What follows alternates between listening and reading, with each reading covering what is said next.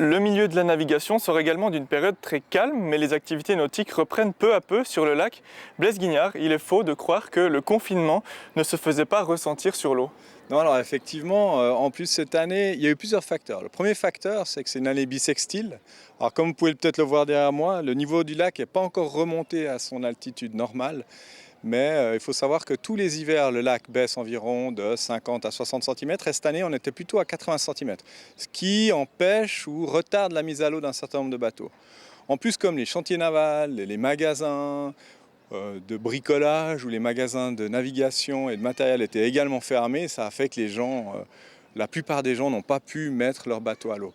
Et puis c'est vrai que le début de la saison de la voile se fait sentir principalement au mois de juin. Donc on est tout content que le déconfinement se passe au moment exact où on peut bénéficier du lac. Ouais, on peut dire que le déconfinement il arrive presque au bon moment finalement à vous entendre. Comment s'effectue ce retour à la normale? Bah, c'est sympa. Moi j'ai eu la chance d'aller naviguer ce week-end en famille. Alors il y a moins de régates, mais ça permet de naviguer un petit peu plus en famille. Il y a quand même pas mal de gens. Les gens sont très très très contents d'être sur l'eau. On voit le lac être, je ne vais pas dire pris d'assaut parce que ce n'est pas du tout le cas, mais il y a de plus en plus de gens. Le port se remplit, les bateaux sont tous présents autour de moi. Donc c'est vrai que c'est une magnifique période. Le déconfinement pour la voile se passe au meilleur des moments parce qu'on arrive au début de l'été. Et puis il y a quelques règles qu'il faut respecter quand on navigue sur le lac aussi, ça change. Alors, il y avait des règles. Heureusement, ces règles sont terminées, mais on avait la règle des distanciations qui s'appliquait, hein, à bord d'un bateau comme à l'extérieur. C'est-à-dire que tant qu'on était en famille, on avait le droit de naviguer tous ensemble, donc du moment que vous aviez des gens qui étaient confinés ensemble.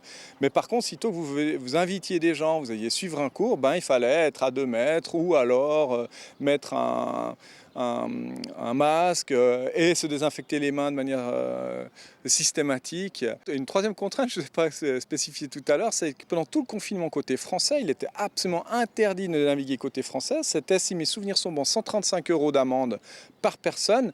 Et effectivement, la gendarmerie de l'autre côté a mis des amendes à des Suisses qui avaient pas compris que la frontière était au milieu du lac et que si on traversait cette frontière, on était sur territoire français où la navigation était interdite, y compris évidemment pour les étrangers.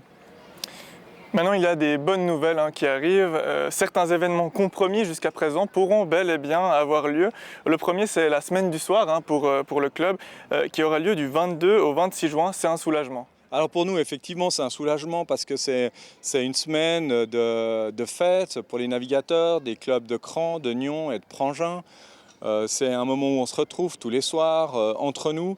Alors on n'a pas pu organiser la fête à la même dimension que ce qu'on a l'habitude de faire. Il n'y aura pas de tente sur les quais parce qu'on ne peut pas être sur le domaine public à plus de 30 personnes, comme vous le savez. Mais par contre, on va privatiser le restaurant, ce qui nous permettra d'avoir jusqu'à 300 personnes par soir. La seule contrainte, c'est que chacun devra donner son nom à l'entrée. Pour respecter toutes les règles liées à la traçabilité des personnes.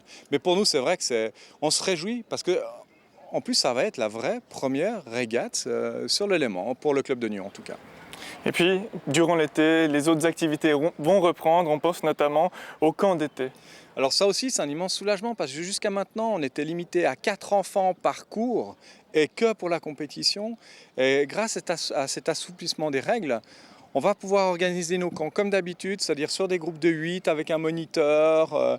On fera particulièrement attention quand même à ce que chaque enfant puisse se désinfecter les mains. Ça n'empêche pas qu'on garde les règles, hein, les règles restent les mêmes. Par contre, on va pouvoir organiser tous nos camps d'été. D'ailleurs, toutes les inscriptions sont ouvertes, elles sont en ligne sur le site de la Société nautique de Nyon. On attend tous les enfants qui devront peut-être, pour certains d'entre eux, rester dans la région. Et c'est vrai que le lac l'été, c'est absolument extraordinaire. Est-ce qu'on peut dire que la pandémie aura fait du mal financièrement à la Société nautique ou ça va ? Si on parle de chiffres, bien sûr, pour nous, c'est un énorme manque à gagner. On loupe presque 4 mois d'activité au sein du club. On loupe 3-4 événements, dont les TF35 qui auraient dû être là au mois de juillet, qui pour nous est important, qui sont des sources de revenus pour le club. Et puis, il y a aussi le manque à gagner lié au loyer du restaurant. C'est vrai qu'on a décidé au sein du comité de ne pas faire payer le loyer, enfin d'avoir un arrangement avec le locataire, parce que c'est ridicule de lui demander un loyer alors que de toute façon il était fermé. Donc oui, c'est une année compliquée. Heureusement, la Société nautique est une société qui est très très bien gérée depuis plus de 50 ans. Donc on avait des réserves, mais alors c'est clair et net, c'est pas cette année où on va pouvoir faire d'énormes réserves. En tout cas, rendez-vous le 22 juin pour la semaine du soir, un prochain événement de la Société nautique. Merci beaucoup. Merci beaucoup.